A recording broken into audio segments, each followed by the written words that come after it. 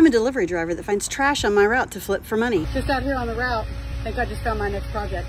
And as always with treasure curbside hunting, the first thing you want to do is check for signs of creepy crawlies because you don't want to bring that back into your home. Then once you've decided that piece is clear for takeoff, load her up and take her home. Now, even though I know these people as my customers of 20 years to be clean, and this piece actually looks pretty good, I'm still going to clean it with a TSP degreaser deglosser before sanding the top down. And if you'll take notice here, as I'm sanding across the top of this dresser, there is suddenly a bald spot. Not unlike my ex-husband back in his 20s. Things like oils or, if you have kids, slime, will eat through the finish of paint. So now I have to be creative and figure out how to cover this bald spot.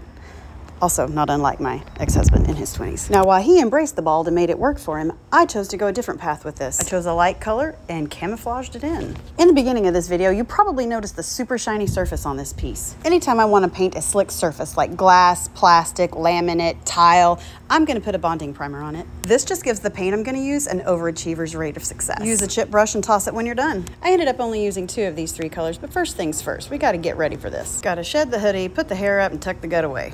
First, I was going to blend these 2 colors together, but then I decided to paint the body in one color and the fronts of the drawers in another. They're both similar shades, and I felt they complemented each other well. Again, unlike my ex-husband. I'm sorry, I'll stop now. We get along really well, and I'm sure if you look below, there will be at least one smartass comment on this video from him. And because it is not in my nature to do neutrals, I can't just leave this alone. I've got to add a little pizzazz, you know? This is the cheetah print transfer from Prima. And because the transfer is not large enough to cover the entire front of the dresser, I just cut out patterns that I felt like worked and put them on the front. And even though I'm not really an animal print person, I feel like it kind of came together. And now it's time to seal this all in.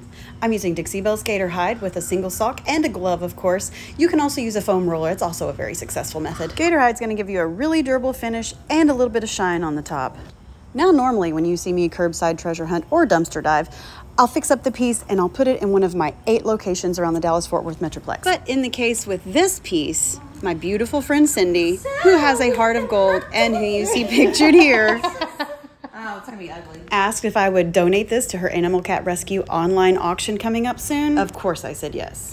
So the piece you see here has been donated to New Life Cat Rescue out of Midlothian, Texas, and the online auction will take place August 2nd through 9th, 2024. If you are local to the area, you definitely need to check it out. This rescue works so hard in the local area to save these kittens. And if you're not local, consider making a donation to this great cause. And did any of you notice how ironically hilarious it was that Cindy's bathing suit actually matched the dresser? Like, coincidence?